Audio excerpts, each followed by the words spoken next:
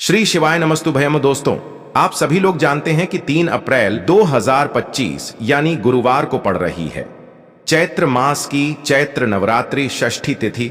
और दोस्तों, यह वह तिथि है जो चैत्र मास में पढ़ने वाली सबसे बड़ी तिथि है, क्योंकि यह गुरुवार के दिन पड़ रही है और इसका बहुत ही बड़ा और विशेष महत्व होता है।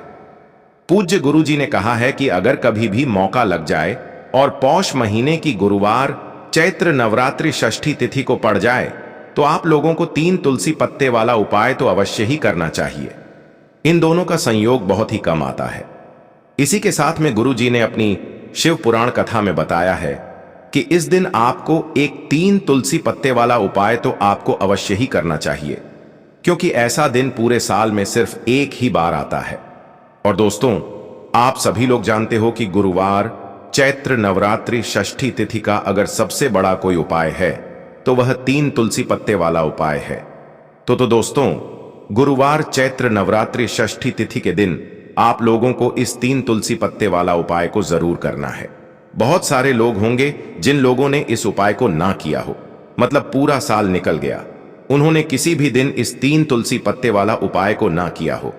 पर दोस्तों, आपके पास एक आखिरी मौका बचा हुआ है, जो कि 3 अप्रैल 2025 गुरुवार चैत्र नवरात्रि षष्ठी तिथि के दिन है स्विंगल। इस दिन आप लोगों को इस वाले उपाय को जरूर कर लेना है। भले ही आपने पूरे महीने भर इस उपाय को ना किया हो, पर अगर आपने गुरुवार चैत्र नवरात्रि षष्ठी तिथि के दिन अगर इस वाले उपाय को कर लिया तो आपको इस उपाय को करने का वह फल मिलेगा जिसकी आपने कभी कल्पना भी नहीं करी होगी। इसीलिए आप लोग इस वाले उपाय को एक बार जरूर कर लेना है, ताकि आप लोगों के हाथ से यह मौका ना जा सके और आपको इस उपाय को करने का फल मिल सके। दोस्तों, यह उपाय पंडित जी ने अपनी अभी की ही श्री शिव महापुराण की कथा में बताया है। जी, इस उपाय को आज हम आपको बहुत अच्छे से समझाने वाले हैं। इस वीडियो को देखने के बाद इस उपाय को समझने के लिए आपको कोई और वीडियो को देखने की जरूरत नहीं पड़ेगी। तो चलिए दोस्तों, उपाय को शुरू करते हैं। देखिए, यह इस चैत्र महीने के गुरुवार नवरात्रि षष्ठी तिथि के दिन यह इतना खास होता है, इतना महत्वपूर्ण होता है। देखा गया है कभी कभी बड़े बड़े पूजा पाठ अनुष्ठान से जो मनोकामना पूर्ण नहीं होते, वह चैत्र महीने की गुरुवार नवरात्रि षष्ठी तिथि के दिन एक छोटे से उपाय करने से ही आपकी मनोकामना पूर्ण हो जाती है। और बहुत सारे लोगों ने इस उपाय को किया भी है और उनको इस उपाय को करने का फल भी जरूर मिला है। अगर आप लोग भी इस उपाय को करना चाहते हैं तो आप इस उपाय को पहले अच्छे से समझ लेना, सुन लेना, उसके बाद करना। आपको इस उपाय का फल जरूर मिलेगा। और इस उपाय को कर लेने से आपके घर में चाहे किसी भी प्रकार की दुख और समस्या क्यों ना चल रही हो, आपको उसका कारण भी नहीं पता है कि भाई यह समस्या किस कारण से चल रही है। उसका कुछ भी कारण हो सकता है, जैसे पितृदोष हो सकता है या किसी भी तरह का मंगल दोष भी हो सकता है। तो इस दिन आप लोगों को यह वाला उपाय कर लेना है। यह एक ऐसा उपाय है जिस उपाय को अगर किसी विशेष दिन पर किया जाए तो भाई उस विशेष दिन का जो है वह तो हमें मिलता ही मिलता है। पर हमने उस दिन पर इस उपाय को किया है तो हमें उससे भी बड़ा फल मिलता है, और फल बहुत जल्द मिलता है, क्योंकि आप इस उपाय को बहुत ही बड़े और विशेष दिन पर कर रहे हो। तो चलिए अब उपाय के बारे में बात करते हैं। लेकिन उससे पहले आप लोगों को यह जानना आवश्यक है कि आखिर यह उपाय किस समय करना है, किसको करना है और कैसे करना है। तो चलिए हम आगे आपको वीडियो में एक एक करके बता देते हैं। लेकिन उससे पहले अगर आप लोग हमारे चैनल पर पहली बार आए हैं या फिर मेरी आवाज आज पहली बार सुन रहे हैं तो हमारे चैनल को सब्सक्राइब जरूर कर लेना और इस वीडियो को लाइक करके कमेंट बॉक्स में श्री शिवाय नमस्तुभयम ओम नमः शिवाय जरूर टाइप कर देना। तो दोस्तों, इस 3 तुलसी पत्ते वाला उपाय को हमें इस गुरुवार नवरात्रि षष्ठी तिथि के दिन कैसे करना है, किसको करना है, किस समय करना है और कहां पर करना है, ये सारे सवालों के जवाब आपको इस वीडियो में मिल जाएंगे। और जो ये वीडियो देखेगा भाई उसको 3 तुलसी पत्ते वाला उपाय जरूर करना चाहिए, क्योंकि इस दिन एक तुलसी पत्ते का भी बहुत ही बड़ा और विशेष महत्व होता है। और जब बात आ जाए 3 तुलसी पत्ते वाला उपाय की, तो यह सोने पर सुहागा वाली बात हो जाती है और यह एक बहुत ही बड़ा उपाय हो जाता है इस गुरुवार नवरात्रि षष्ठी तिथि का। तो अब दोस्तों, इस 3 तुलसी पत्ते वाला उपाय को आखिर करना किसको है, सबसे पहले हम लोग वह बात जान लेते हैं। तो देखो, घर की जो बड़ी माताएं बहनें होती हैं उन माताओं बहनों में से कोई भी एक बड़ी माता बहन इस वाले उपाय को कर सकती है। और दोस्तों, अगर आप चाहें तो अपने घर में से सभी सदस्यों को भी इस उपाय को करवा सकते हैं। अगर किसी व्यक्ति की खुद की कोई मनोकामना है, खुद की कोई दुख और परेशानी है जो कि वह अपने लिए ही करना चाहता है, इस वाले उपाय को तो वह खुद अपने लिए भी कर सकता है। बाकी अगर कोई घर में से ऐसा है जो कि अपने पूरे घर परिवार की सुख और शांति के लिए यह वाला उपाय करना चाहता है, तो भाई वह भी कर सकता है। उसमें भी कोई दिक्कत वाली बात नहीं है। कहने का मतलब यह है कि इस उपाय को हर एक सदस्य भी कर सके और पूरे घर परिवार के सदस्य के लिए घर की बड़ी माताओं बहनों में से कोई एक माता बहन भी कर सकती है। माताएं बहनें अगर घर में उपस्थित ना हो या वह यह वाला उपाय ना कर पा रही हो, तो फिर घर का कोई बड़ा सदस्य भी इस 3 तुलसी पत्ते वाला उपाय को कर सकता है। चाहे फिर वह पुरुष ही क्यों ना हो, उसमें कोई भी दिक्कत वाली बात नहीं है। उसके बाद में दोस्तों, जो अगला प्रश्न निकल कर आता है वह यह आता है इस उपाय को लेकर कि आखिर इस उपाय को हमें किस समय करना है, सुबह के समय करना है कि शाम के समय करना है। तो देखो, इस वाले उपाय को आप लोग सुबह के समय भी कर सकते हो और शाम के समय प्रदोष काल में भी कर सकते हो। अब अगर आप पूछो कि भाई सबसे उत्तम समय कौन सा रहेगा इस 3 तुलसी पत्ते वाला उपाय को करने का, तो हम आपसे बस यही कहेंगे कि इस उपाय को आप सुबह के समय करेंगे तो ज्यादा बेहतर होगा। बाकी अगर प्रदोष काल शाम के समय भी करेंगे तो भी अच्छा होगा, उसमें कोई भी दिक्कत वाली बात नहीं है। तो अब दोस्तों, जो अगली सबसे बड़ी और महत्वपूर्ण बात आती है वह यह आती है कि सुबह अगर हम उपाय को करेंगे तो हमें कितने बजे से लेकर कितने बजे तक के बीच में करना है, और शाम के समय प्रदोष काल में करेंगे तो हमें कितने बजे से लेकर कितने बजे के बीच में करना है। तो देखो, सुबह जितनी जल्दी हो सके आप उपाय को करने की कोशिश करना। बाकी अगर किसी कारणवश लेट भी हो जाओ, थोड़ी देर भी हो जाए, तो 10 या 11 बजे तक भी आप उपाय कर लेना, पर 12 बजे से ज्यादा देरी ना हो। ठीक है, इस बात का ध्यान रखना। उसके बाद में दोस्तों, अगर शाम के समय प्रदोष काल की बात करें, प्रदोष काल का जो समय होता है वह शाम के 6 बजे से शुरू हो जाता है। मतलब शाम के 6 बजे से लेकर 7 बजे के बीच का जो समय होता है, यह समय प्रदोष काल का समय होता है। तो आप इस उपाय को 7 या 8 बजे के बीच में भी कर सकते हो। मतलब शाम के 6 बजे से रात 8 बजे के बीच में आप कभी भी इस वाले उपाय को कर सकते हो, उसमें कोई भी दिक्कत वाली बात नहीं है। तो चलिए दोस्तों, जान लेते हैं सबसे पहले उपाय के बारे में, जो कि है तुलसी जी के पत्तों का बहुत ही चमत्कारिक उपाय। देखिए, हम सभी के घरों में माता तुलसी का पौधा अवश्य ही होता है। तो देखिए, हमें तुलसी जी के पौधे से सबसे पहले तो 3 पत्ते तोड़ने हैं। तो देखिए, तुलसी जी के आपको 3 पत्ते तोड़ लेने हैं, और इन तुलसी जी के पत्तों को तोड़ने के बाद आपको एक चुटकी हल्दी भी अपने साथ में लेनी है। हल्दी के अंदर आपको जल मिलाकर के पेस्ट के रूप में तैयार करना है, और इसी के साथ में आपको एक दीपक भी लेना होगा। दीपक आप मिट्टी का भी ले सकते हैं, आटे का भी ले सकते हैं, और इस दीपक में आपको शुद्ध घी डाल करके इसमें आपको लंबी रुकी बाती का प्रयोग करना है। देखिए दोस्तों, आपके पास है 3 तुलसी जी के पत्ते। तो पहला जो तुलसी जी का पत्ता है, उस पर आपको सबसे पहले तो जो आपने हल्दी ली है उसकी एक बिंदी लगानी है। और पहला जो तुलसी जी का पत्ता है, आपके घर में भगवान विष्णु का चाहे कोई सा भी स्वरूप हो, चाहे लड्डू को गोपाल जी का स्वरूप हो, या फिर भगवान कृष्ण की आपके मंदिर में प्रतिमा हो, या फिर भगवान श्री राम की प्रतिमाएं, उनके सामने आपको पहला तुलसी जी का पत्ता अर्पित करना है। अब देखिए दोस्तों, आपके पास जो 2 तुलसी जी के पत्ते हैं और आपके पास जो एक दीपक है, इन्हें आपको लेकर के पहुंचना है अपने ही घर में तुलसी जी के पौधे के पास में। देखिए, सबसे पहले तो आपके पास जो 2 तुलसी जी के पत्ते हैं, उन पर भी आपको हल्दी की एक बिंदी लगानी है, और उन दोनों ही तुलसी जी के पत्तों को आपको अपने घर में तुलसी जी के पौधे के वहां पर ही अर्पित कर देने हैं। और इस प्रकार से यह दोनों पत्ते भी तुलसी जी के पौधे के पास में अर्पित करने के बाद अंत में जो आपके पास एक लंबी बाती का दीपक है, इसे आपको तुलसी जी के पौधे के पास में ही प्रज्वलित कर देना है।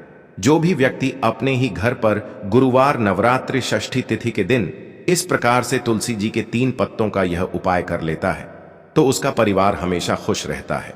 उसके परिवार में कभी भी कोई भी संकट उत्पन्न नहीं होता है, और यदि आपके घर में जो भी ग्रह क्लेश हैं वह भी समाप्त होते हैं। तो इस प्रकार से आपको यह पहला उपाय करना है।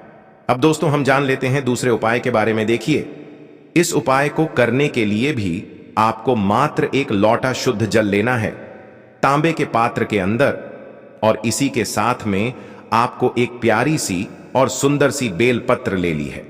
बेलपत्र जो है वह कहीं से भी खंडित नहीं होनी चाहिए। इस बात का ध्यान रखना है, बेलपत्र यदि आपको प्राप्त नहीं हो पाती है तो आप शिवलिंग पर चढ़ी हुई बेलपत्र को पुनः शुद्ध जल से धोकर करके उसका उपयोग कर सकते हैं। देखिए, इस उपाय को आप सुबह से लेकर के शाम तक किसी भी समय में कर सकते हैं।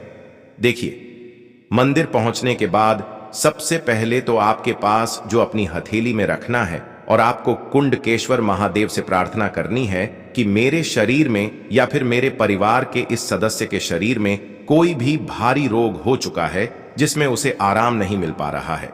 डॉक्टरों को लगातार दिखा रहे हैं, दवाओं का लगातार सेवन कर रहे हैं, लेकिन बीमारी में आराम नहीं मिल पा रहा है। मेरे कुंडकेश्वर महादेव मुझे अपनी बीमारी में आराम दिलाने की कृपा करें। इस प्रकार से आपको कामना करते हुए यह जो एक बेल पत्र है, इसे आपको माता अशोक सुंदरी वाले स्थान पर अर्पित करनी है। देखिए, माता अशोक सुंदरी वाले स्थान पर जब भी आप यह बेलपत्र अर्पित करेंगे तो इसकी जो चिकनी साइड है वह शिवलिंग से स्पर्श रहेगी, और इसको आपको इस प्रकार समर्पित करना है कि जो इसकी डंडी है वह शिवलिंग की तरफ रहेगी और इसका जो पट्टी वाला भाग है वह जलाधारी की ओर रहेगा। इस प्रकार से आपको यह एक बिलपत्री शिवलिंग पर अर्पित करनी है। इसके बाद आपके पास जो एक लौटा शुद्ध जल है उसे आपको सबसे पहले माता शक सुंदरी वाले स्थान पर अर्पित करना है। देखिए, आपको शिवलिंग के ऊपर जल अर्पित नहीं करना है, पूरा ही जल आपको धीरे धीरे जहां आपने बेलपत्र अर्पित की थी उसी के ऊपर आपको अर्पित करना है। जल को अर्पित करते समय लगातार आपको कुंडकेश्वर महादेव का स्मरण करते रहना है। देखिए, जैसे यह जल जलाधारी से होकर के बह करके आएगा तो इसे आपको थोड़ा सा किसी भी खाली पात्र में झेल लेना है और इस जल को आपको महादेव से यानी कि कुंकेश्वर महादेव से औषधि स्वर प्राप्त कर लेना है और इसे आपको अपने घर लेकर के आ जाना है। अब देखिए, इस जल का आपको आचमन करना है। या तो आप बीमार हैं तो आपको इस जल का आचमन करना है, या फिर घर का कोई भी सदस्य बीमार है तो उसे आपको कुंडकेश्वर महादेव का स्मरण करवाते हुए इस जल का आचमन करवा देना है। पूज्य गुरु जी ने बताया है कि जो भी व्यक्ति इस उपाय को दिन 60 दिन इस प्रकार से कर लेता है तो उसकी जो बड़ी से बड़ी बीमारी है वह समाप्त हो जाती है। देखिए, अब हम जान लेते हैं तीसरे उपाय के बारे में। देखिए, यह जो उपाय है विशेषकर उन लोगों को करना चाहिए जो बहुत ही अधिक बीमार पड़ते हैं, यानी कि आपके घर में जितनी भी कमाई होती है वह सभी बीमारी में खर्च हो जाते हैं, या फिर आपके घर में ऐसा कोई भी व्यक्ति है जो बहुत अधिक गुस्सा करता है जिससे बहुत ही अधिक क्लेश आता है, तो उसके लिए भी आप यह उपाय कर सकते हैं। तो देखिए, इस उपाय को करने के लिए आपको गिन करके गुड़ के 60 टुकड़े लेने हैं। गुड़ के आपको 60 टुकड़े लेने हैं। देखिए, आपके घर में जो व्यक्ति बहुत अधिक बीमार रहता है या फिर कोई व्यक्ति बहुत अधिक गुस्सा करता है तो आपको यह जो 7 गुड़ के टुकड़े हैं अपने सीधे हाथ में रखना है और उस व्यक्ति के ऊपर से आपको घड़ी की दिशा में 7 बार सर से लेकर के पैर तक उतार लेने हैं, यानी कि उस व्यक्ति के सर से लेकर के पेड़ तक आपको इन गुड़ के टुकड़ों को 7 बार घड़ी की दिशा में घुमा लेना है।